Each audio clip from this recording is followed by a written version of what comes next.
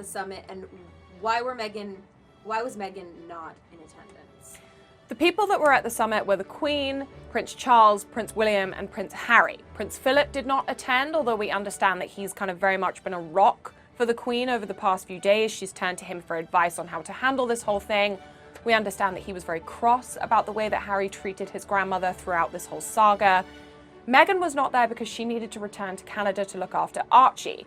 Meghan and Harry chose to leave Archie behind with his nanny and with close personal friends like Jessica Mulroney while they traveled to the UK to kind of make this big announcement last weekend. So she couldn't really leave him for much longer. She was only in the UK for around 3 days before she went back in order to look after him. And Harry kind of stayed to look after this whole episode and get things hashed out with his family. Meghan did dial into the conversation, though, we understand. It took place at around 6 a.m. her time. So they kind of put it later on in the day so that she could be a part of it. And Kate didn't attend because she was looking after her children in London. They have to go to school. At the end of the day, she's still a wife and a mother, and her kids come first. Okay, so tell us a little bit about the Queen's relationship with Prince Harry. From the public, we think that she adores Prince Harry. Is that right? The Queen and Prince Harry have always had an incredibly close relationship. I think Harry has kind of been seen by some people as being the naughty member of the royal family. He's always been a bit kind of more rebellious. He's a bit cheeky. But that's something that the Queen loves and admires, and she really has supported him throughout his entire life.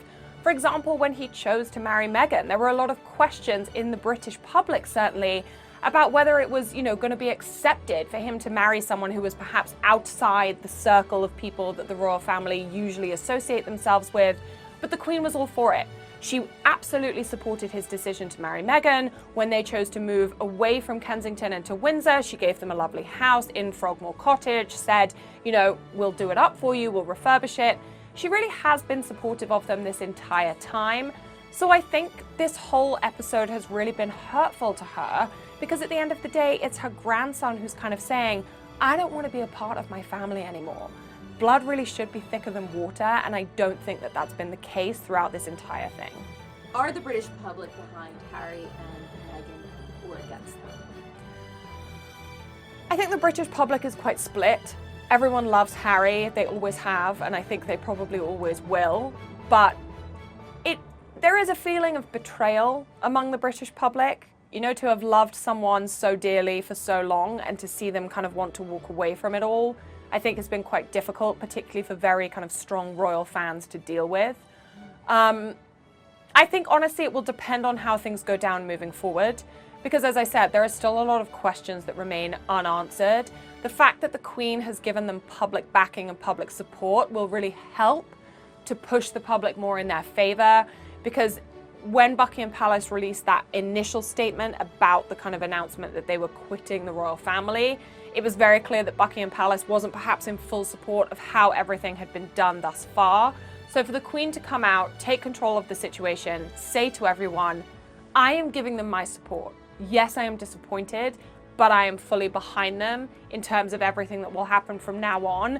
I think really the public doesn't have much more choice than to get behind them too, because at the end of the day, if the monarch is supporting what they're going through, the British public has to a certain extent as well. There will still be sadness, there will still be disappointment. I think there will still be some anger with regards to how their finances play out over the coming months. But those are really all kind of reactionary things that we won't really know how it's going to go down until those things get answered. In the end, will Harry and Meghan be able to have this private life in Canada that they want? Or can we suspect the tabloids to just constantly hound them? I don't know that they're ever going to be truly private. Unfortunately, you can take as many steps back from the royal family as you want, but you are still a person of huge public interest. And if, as kind of experts suggest, they do choose to go down the route of releasing books, of doing public speaking engagements, of taking part in Disney films, they really are opening themselves up to the public as quote-unquote celebrities. So with the celebrity lifestyle comes a certain amount of public and media interest, and I think that that's something that the two of them are going to have to put up with moving forward, particularly if they choose to put themselves out there into the public eye even more so than they have done now. It's a bit of a kind of double-edged sword when they say that they're stepping back from the royal family and they no longer wish to take part in kind of the royal family's media relations. They no longer wish to deal with the royal rota. Yes, that has its advantages, but it also has its disadvantages, because essentially you are stepping back from the protection that the royal rota provided you with. You may not have liked everything that was written about you in the press. However, the royal rota treats the royal family with respect. Those journalists within that kind of royal correspondent pool are very carefully monitored by the palace. They have a very good relationship with the palace. They're told when they've stepped out of line, and they're kind of treated accordingly. And that's not something that Harry and Meghan will be able to have moving forward, because if they've chosen to no longer deal with that, they lose both the advantages and the disadvantages of what that means.